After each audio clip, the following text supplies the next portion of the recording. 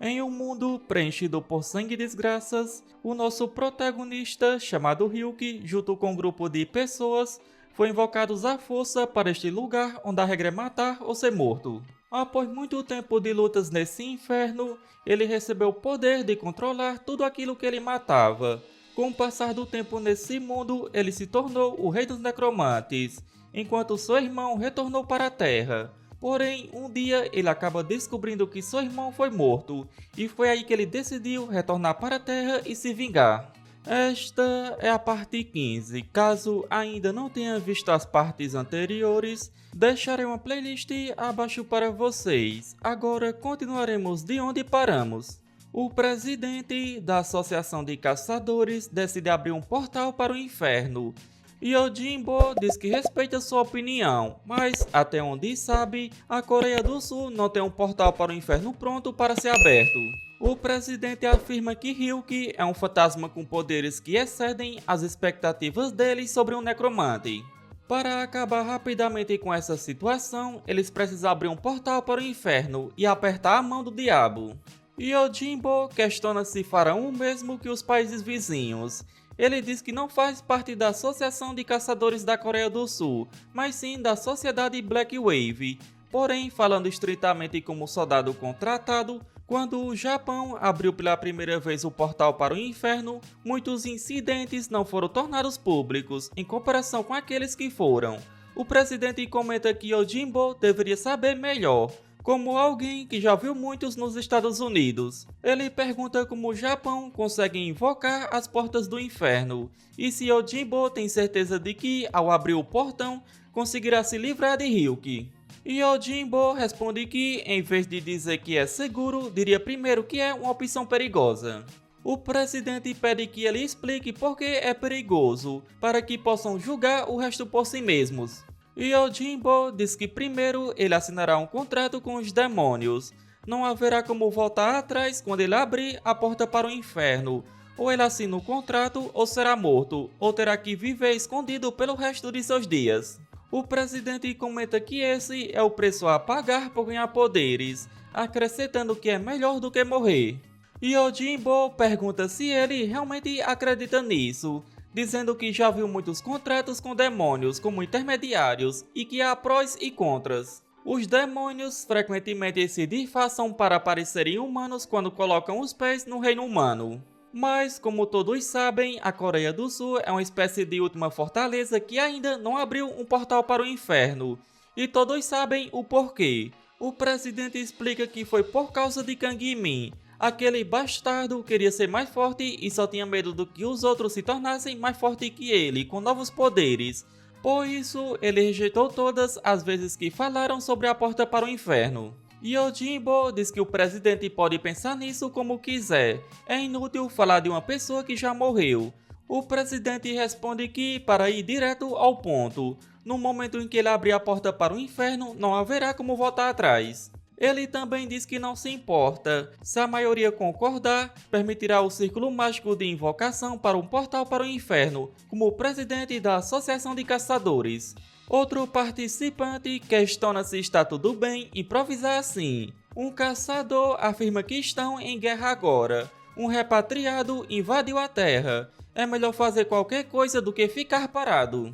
Em seguida, todos começam a concordar. O presidente então diz para todos terem em mente que concordaram em invocar o portão. Agora estão no mesmo barco. Depois disso, ele pede para Yojimbo para explicar o resto das condições para invocar o portão do inferno. Yojimbo pergunta se o presidente trouxe o texto mágico, pois não pode abrir um portão sem isso. Pouco tempo depois, o presidente traz o texto mágico e comenta que ouviu dizer que o ciclo de invocação do portal não depende da localização. Yojimbo confirma, mas menciona que está preocupado com a pessoa que fará a invocação. O presidente pergunta do que ele está falando. Yojimbo explica que, para entrar no portal do inferno, precisam de magos para o estigma do sangue. Primeiro, necessitam de 4 assistentes para isso. Por sorte, tinham 4 magos presentes. Yojimbo diz para deixar essa parte para depois que o portão for aberto, e que falará sobre como melhorar o estigma do sangue. eles devem gravar o estigma na testa e no pulso. Após isso, ele anuncia que começará a abrir o círculo de invocação do portão agora. Logo em seguida, um forte tremor começa. Yojimbo pergunta ao presidente se ele deixou a porta aberta para Ryuki vir até eles. Em seguida, Ryuki aparece no monitor. Um dos caçadores comenta que Ryuki está apenas olhando para o drone, e assim não há como saber onde eles estão. Ryuki agradece por informarem onde estão se escondendo através do drone. Yojimbo pergunta o que está acontecendo. O presidente diz que não fez nada, questionando o que faria com o drone. E então, Yojimbo pergunta como Ryuki sabe onde eles estão. O presidente responde que não sabe. Ryuki afirma que pode descobrir muitas coisas ao dar vida às suas máquinas. Eles fizeram isso, então era um fato que ele revelaria. Um dos caçadores comenta que Ryuki está dizendo que destruiu os drones magicamente projetados e depois os reviveu. Outro caçador fala que isso faz sentido. É como destruir um prédio para lhe dar vida e transformá-lo em um golem. Assim, Ryuki pode fazer o mesmo com a máquina. Yojimbo pensa que deve tomar cuidado também, pois pode acabar morto. Ele sabe que o texto mágico do portão é uma arma poderosa, onde quer que esteja. Com apenas isso, pode tirar grande proveito. Assim, se pergunta se deve simplesmente trair esses caras e ir embora, enquanto se questiona onde fica a saída de emergência. Outro caçador pensa que viu com seus próprios olhos como os mortos-vivos de Ryuki demoliram a região de Gangbuck, em Seul. Controlar uma força tão grande com um único necromante, aquele cara não é um necromante normal. Assim, eles devem se comprometer de alguma forma, em vez de lutar contra ele. Em qualquer caso, com esse tipo de poder, eles deveriam obedecê-lo. É muito melhor ficar sob sua proteção do que arriscar sua vida. O problema é que, ser aceito por ele é outra questão. Um dos caçadores pergunta o que Ryuki quer. Ele responde apenas que quer a morte deles.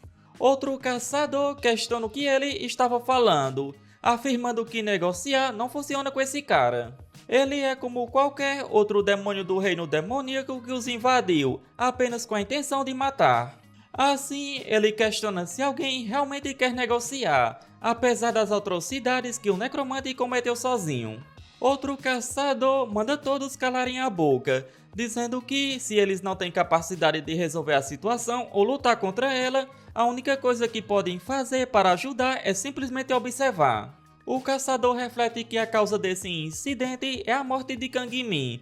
Então ele se dirige a Ryuki, dizendo que sabe que ele está na Terra por causa do seu irmão, Kang-min, e afirma que nunca esteve diretamente envolvido no assassinato do seu irmão. O presidente menciona que ele concordou silenciosamente com o plano de se livrar de Kang-min. O caçador então propõe negociar com Ryuki. Ele diz que, se Ryuki aceitar a oferta, ele ajudará a recuperar o corpo do seu irmão. Yojimbo pergunta sobre o que ele está falando. O caçador responde que foi Yojimbo quem trocou os corpos e que também foi ele quem vendeu para a sociedade Black Wave. Yojimbo rebate, dizendo para Ryuki que isso não é verdade, que o velho está tentando entregá-lo. Ele acrescenta que foi o presidente quem sugeriu primeiro, foi ele quem deu a ideia. Ele e Yojimbo se opôs no início, mas o presidente continuou insistindo. Irritado, o presidente manda Yojimbo calar a boca, ameaçando eliminá-lo. Em seguida, o velho começa a usar magia para parar todos, e avisa que todos vão morrer se continuarem assim. Ele diz ao presidente para se acalmar, afirmando que ele deveria ser o líder que resolve a situação, pois isso não é algo que valha a pena perder a cabeça. No momento em que um dos caçadores tenta usar uma magia de teletransporte, o presidente o impede usando uma habilidade. Yojimbo aproveita para dizer a Ryuki que foi assim que o presidente o ameaçou. O presidente então ordena que ele cale a boca, se não quiser morrer também. Yojimbo pergunta se o presidente está disposto a destruir o texto mágico, alertando que, se o texto do portão for destruído, todos naquele lugar morrerão.